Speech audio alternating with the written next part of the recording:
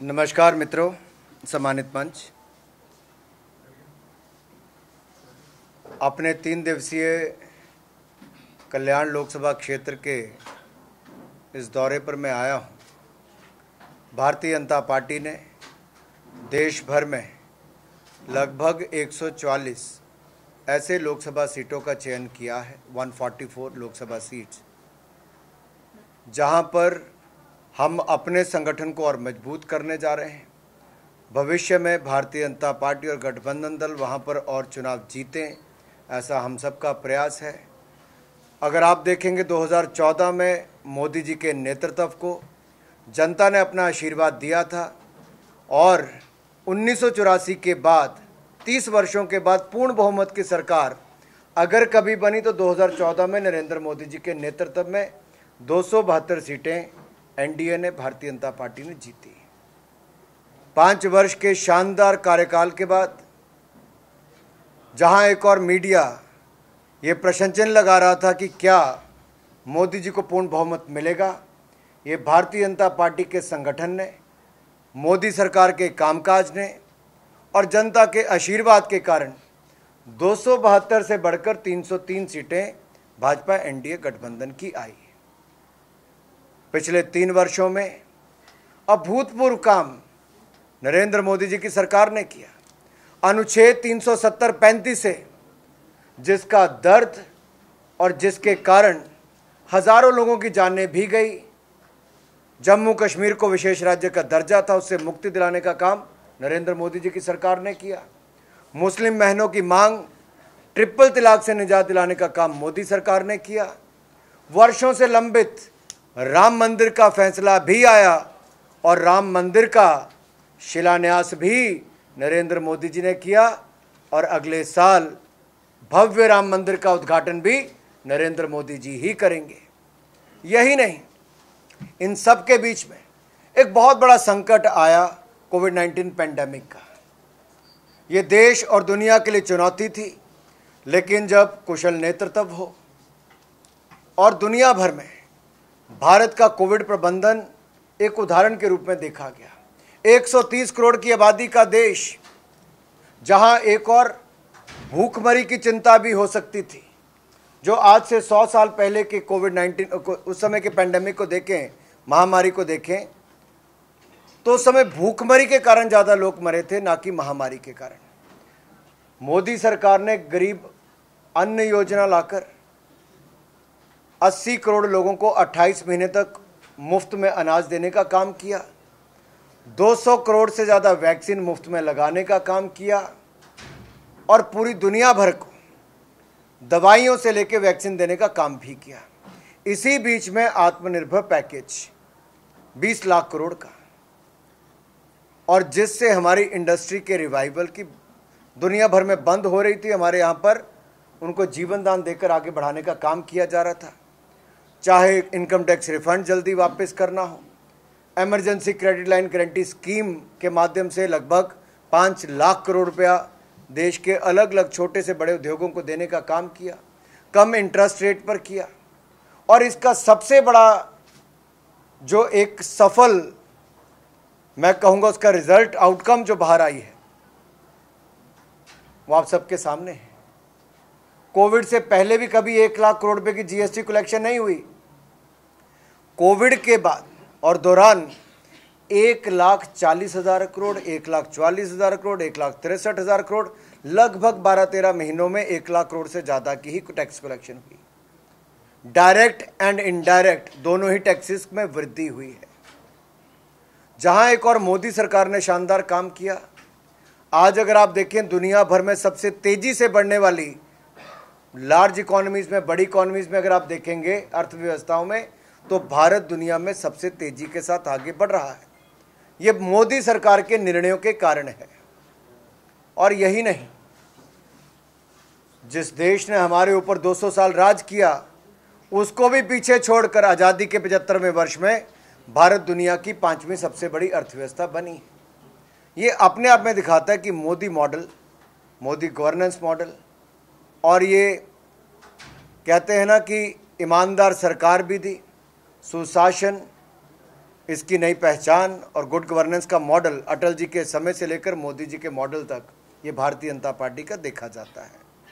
और इस पूरे जो 3 दिन का हमारा प्रवास रहेगा, आज मैं लाभार्थियों से भी मिला। इतने इमोशनल कई बहनें थी कि देखिए शौचालय नहीं था तो एक तरह से बहुत बड़ी समस्या थी। बिजली, पानी, शौचालय, पक्का मकान, बैंक खाता और बैंक खातों में 31,000 करोड़ रुपया महिलाओं को मदद, एक एक बहन को 1500 रुपये की मदद प्रधानमंत्री जनधन खाते वालों को मोदी जी ने की। 3 एलपीजी के सिलेंडर उस समय मुफ्त में दिए। तो कहीं ना कहीं भावुकता भी थी और सब ने अपनी ओर से लगभग 2,500 से ज़्यादा तो मोदी जी का धन्यवाद की चिट्ठियां ही आज इकट्ठी हुई हैं। ये अपने आप में दिखाता है कि जनता का प्यार मोदी जी के प्रति क्या है। दूसरा, महाराष्ट्र में जो एक बड़ा बदलाव पिछले कुछ महीने पहले हुआ, भारतीय जनता पार्टी गठबंधन की सरकार, शिंदे जी और फडणवीस जी की सरकार महाराष्ट्र में चहुमुखी विकास के लिए पूरी प्रतिबद्धता के साथ काम कर रही है और ये गठबंधन और मजबूती के साथ महाराष्ट्र का विकास करे, उसी प्रतिबद्धता को लेकर हम सब यहाँ पर हैं। संगठन को और ताकत दिलाएंगे और 2024 में 303 के आंकड़े को पार करके उससे ज़्यादा सीटें जिताकर फिर मोदी जी को देश का प्रधानमंत्री बनाएंगे। आज पार्टी के सभी वरिष्ठ नेता यहाँ पर इस कार्यक्रम में भी पूरे दिन में इन्वॉल्व रहे। संगठन के कार्यकर्ताओं में बहुत जोश देखने को मिला और मैं तो कहता हूँ पार्टी की हमारी ताकत ही ये है कि कार्यकर्ताओं की पार्टी, मोदी जी आज देश के प्रधानमंत्री, हर कार्यकर्ता को लगता है कि हमारे बीच में से काम करके गए एक कार्यकर्ता आज देश के प्रधानमंत्री है, जो शायद बाकी दलों में संभव नहीं है। धन्यवाद। सर, अभी आपने कहा कि 2,500 चिट्ठियां आपके पास आई है, लेकिन लोगों ने कौन सी समस्याएं आपके सामने रखी, जो कि सुबह भी आपने बोला था कि रेल से लेके खेल तक जो भी समस्या है वो हम जान के लेंगे, तो कौन सी समस्या आपके सामने आई? देखिए, हर क्षेत्र की, जैसे आज तो संगठन की बैठकें ज़्यादा थी, जो हमारे मंडल के अध्यक्ष हैं, युवा मोर्चा के, महिला मोर्चा के, ओबीसी मोर्चा के, एससी मोर्चा के अध्यक्ष हैं, हमारे जिला के अध्यक्ष, हमारे चुने हुए प्रतिनिधि हैं। पहले तो कोर ग्रुप की मीटिंग से लेकर हमारे अलग अलग संगठन के जो पदाधिकारी हैं उनके बैठक हुई और उनको भी एक कामकाज दिया गया है कि हमें किस तरह से संगठन का विस्तार जमीन पर करना है।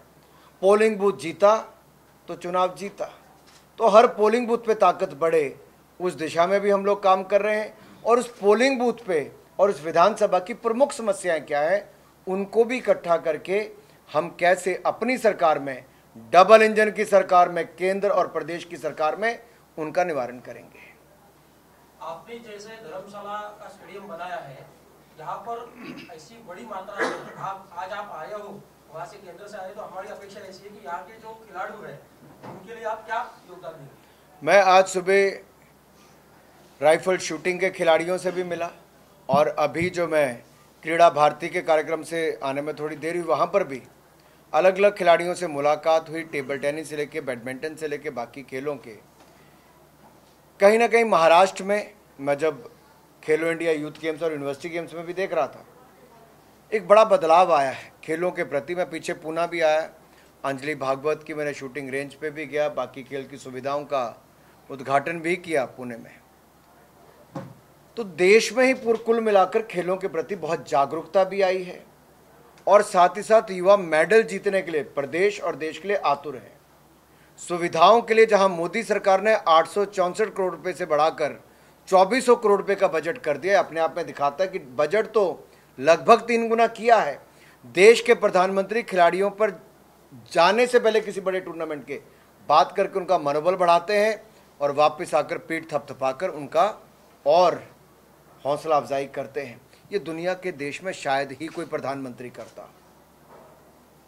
ये भारत में होता है। हमारी टारगेट ओलंपिक पोडियम स्कीम लीजिए, खिलाड़ियों का रहना, खाना, उनके ट्रैवलिंग, उनकी ट्रेनिंग, सारा खर्चा भारत सरकार विदेश से लेकर देश तक का करती है।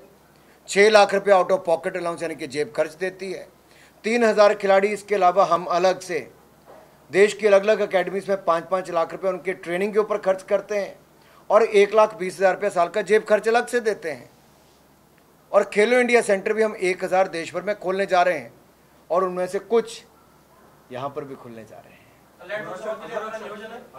रविंद्र सर अभी कैबिनेट मंत्री, तीसरी बार अभी एमएलए हो चुके हैं, उनका जो कार्य है यहाँ का, आप उससे समाधान है, आपको समाधान लग रहा है?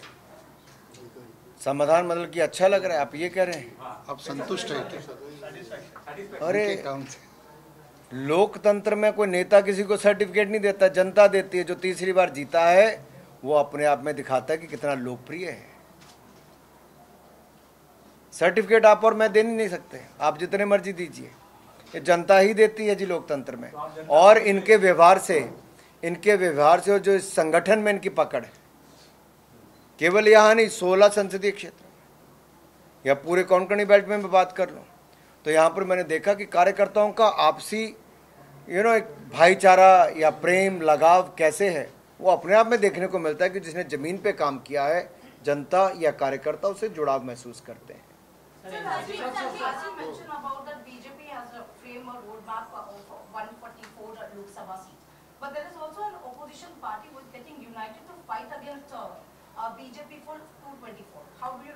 I am glad that you raised this question. Look at 2014, look at 2019, and also look at various state elections. Many parties came together against BJP. What they have achieved. See, it is the trust of the people. It is the work of Prime Minister Narendra Modi and his successful 8 years for the welfare of the poor, for a better economy, and his contribution towards a new India clearly shows that the kind of popularity he has, not only in India but globally, he is the most popular leader. So दुनिया के सबसे लोकप्रिय नेता नरेंद्र मोदी जिस party में हो, वहाँ पर एक के बाद दूसरे चुनाव में जीत देखने को मिली है। 2014 में भी सब दल इकट्ठे हुए, 2019 में भी हुए, लेकिन हमने तब भी पूर्ण बहुमत पाया और मोदी जी की छवि और मोदी जी की सरकार के कामकाज और संगठन की ताकत के बल पर हम 2024 में भी पूर्ण बहुमत के साथ जनता के आशीर्वाद से सत्ता में आएंगे।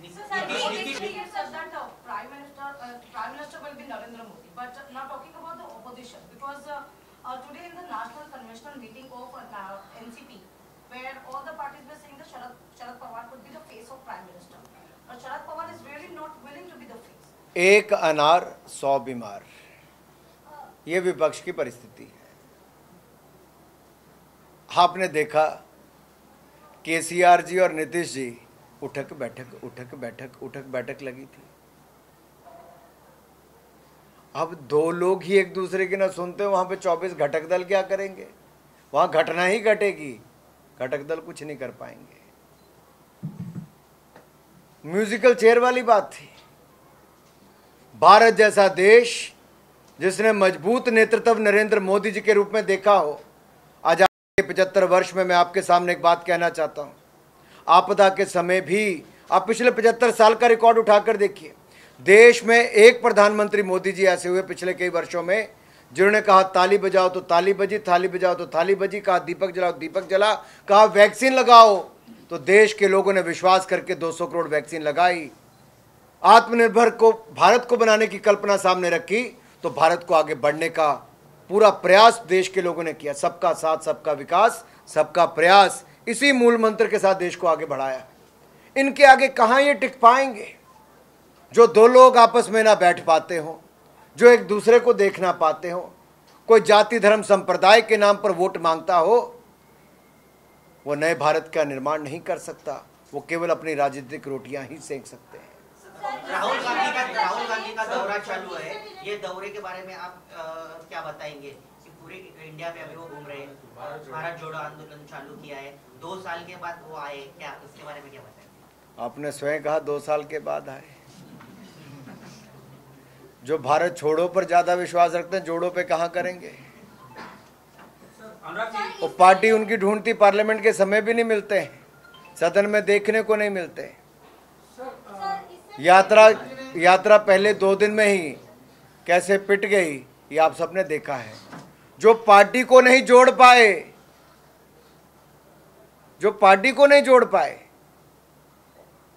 वो क्या जोड़ने चले हैं। ये भारत एक मजबूत राष्ट्र है और सशक्त भारत, स्वस्थ भारत, और ये भारत किसने, ये नरेंद्र मोदी जी के नेतृत्व में बन रहा है। लेकिन कुछ लोग आज भी भारत जोड़ो की बात करते हैं, शायद उसको अभी भी पता नहीं किस दुनिया में रहते हैं। उनको इतिहास का थोड़ा ज्ञान होना चाहिए और भारत मोदी जी के नेतृत्व में क्या क्या अचीव कर रहा है, शायद अपनी आंखें बंद करके कुछ कांग्रेस के नेता बैठे हैं। सर, देश में जिस तरह का माहौल है, आपको क्या लग रहा है कि मतलब हिंदू और हिंदुत्व दोनों जागरूक हो चुके हैं, इस पे आपकी क्या राय है?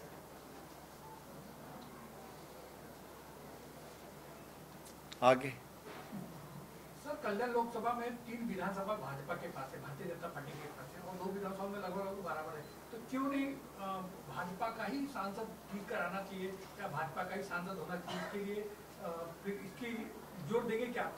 2014-2019 में गठबंधन के रूप में ही, और हमारे गठबंधन को ही यहाँ भारतीय जनता पार्टी ने पूरी ताकत लगाई, और भारतीय जनता पार्टी पूरे देश भर में जहाँ पर भी गठबंधन है वहाँ पर गठबंधन का धर्म निभाती रही है। आप कल्पना कीजिए, चाहे बिहार हो, महाराष्ट्र हो, दोनों ही जगह पर भारतीय जनता पार्टी की चाहे सीटें ज़्यादा थी, हमने अपने सहयोगी दल को फिर भी बड़ा अवसर दिया है। हमारे लिए पद महत्वपूर्ण नहीं होता। भारतीय जनता पार्टी देश के निर्माण में लगी है, देश को आगे बढ़ाने में लगी है। सत्ता सेवा का हमारे लिए एक साधन है, और सत्ता में आकर भी प्रधानमंत्री प्रधान सेवक के रूप में काम करते हैं। इससे बड़ा उदाहरण दुनिया में कहीं देखने को नहीं। सर, जहाँ तक ये डोंबिवली शहर का प्रश्न है, यहाँ पर ज़्यादा से ज़्यादा चाकरमानी जो है, यानी जो वर्कर जो है वो सामान्य रूप से मुंबई जाते हैं, लेकिन रेल की जो समस्या है वो आज तक छूट नहीं पाई। हालांकि यहाँ पे 3 टर्म विधायक हो चुके हैं, गठबंधन से सांसद दिया है, लेकिन आज भी जो समस्या है वो मूल रूप से परेशान है लोग। और जो समस्या है उसके लिए केंद्र इस प्रकार की ऐसी कोई योजना क्यों नहीं बनाता कि रेल की छूटे? जैसे पहले कहा कि पूरे संसदीय क्षेत्र में ऐसी कौन सी छोटी बड़ी ज़रूरतें हैं जिनको पूरा करने की ज़रूरत है अलग अलग क्षेत्रों में, चाहे वो रेल की हो, खेल की हो, या आपसी तालमेल की हो। इन सब में ही इसलिए बैठक है, इसलिए 3 दिन का दौरा है कि ज़मीनी स्तर पे बातचीत करके भविष्य की रणनीति अच्छी बनाई जाए और फिर पूर्ण बहुमत की सरकार बनाई जाए। इसलिए एक सीट पे काम किया जा रहा है और इस विषयों को लेकर बातचीत की जा रही है।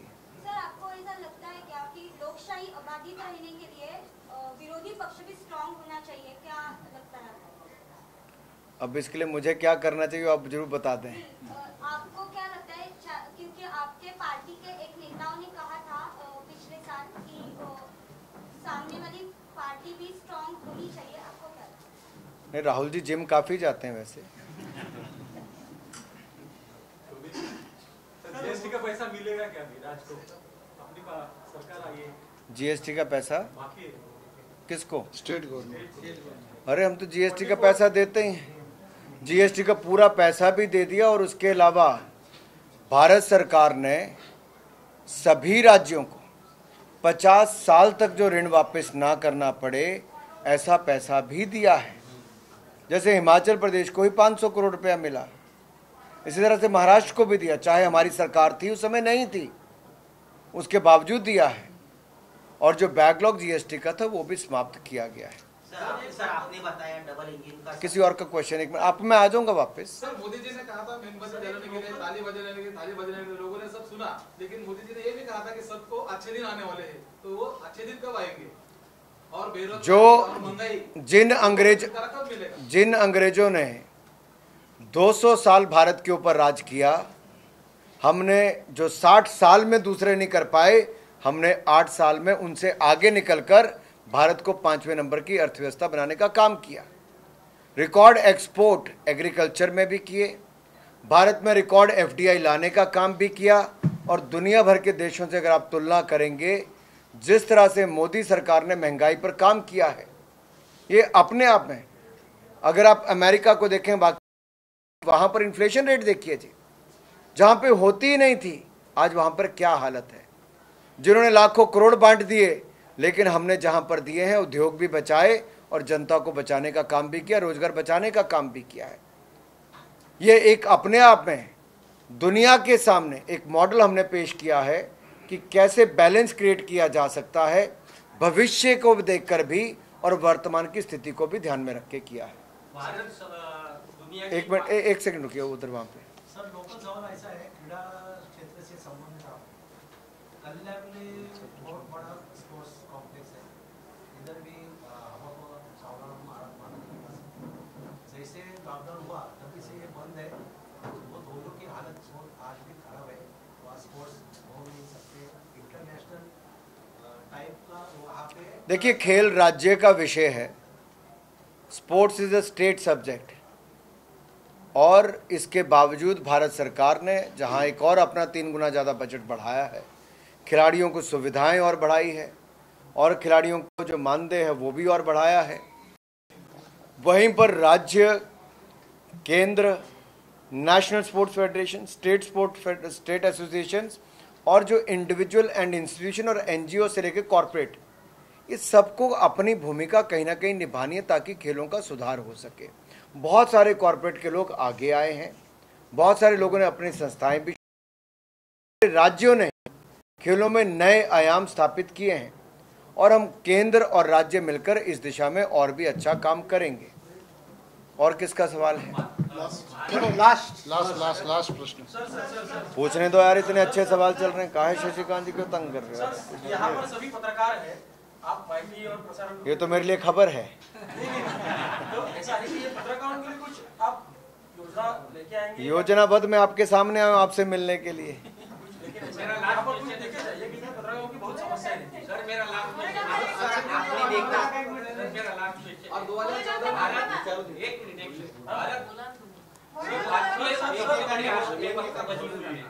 पूरी दुनिया में, सॉरी, भारत सबसे बड़ी अर्थव्यवस्था बनी है दुनिया में। नहीं ऐसा नहीं, पांचवी सबसे बड़ी अर्थव्यवस्था।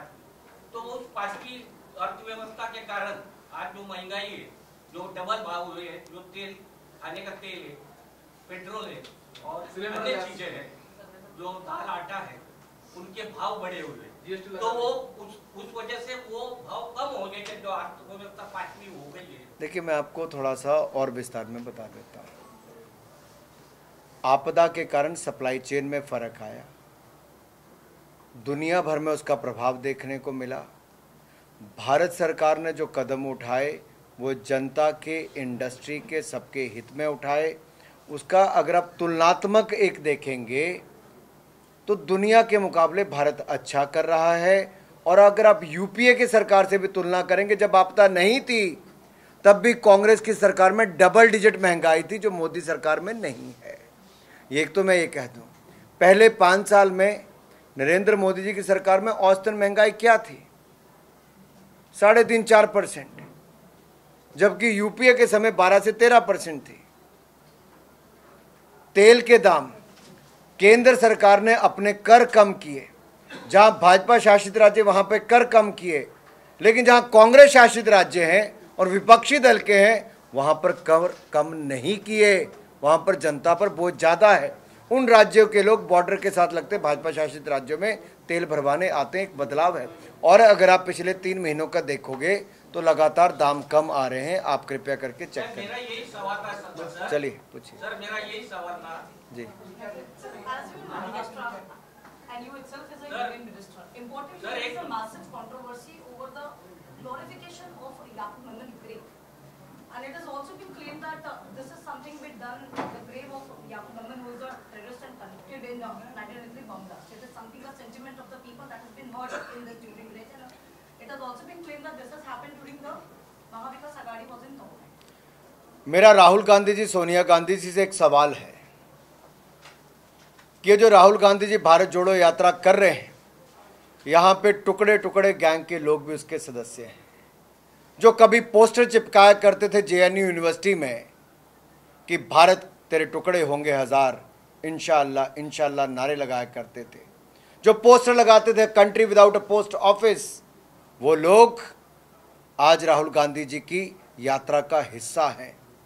ये वही लोग हैं जो जेएनयू में भारत के टुकड़े करने की कल्पना भी करते थे, व्यू रचना भी करते थे, और राहुल गांधी जी रात को मध्य रात्रि को जेएनयू में इन लोगों से मिलने भी जाते थे।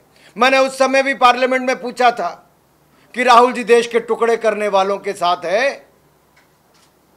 या देश को आगे बढ़ाने वालों के साथ और बचाने वालों के साथ है। वो चेहरा सामने आया है। वो टुकड़े टुकड़े गैंग के लोग आज उसी यात्रा में शामिल हैं।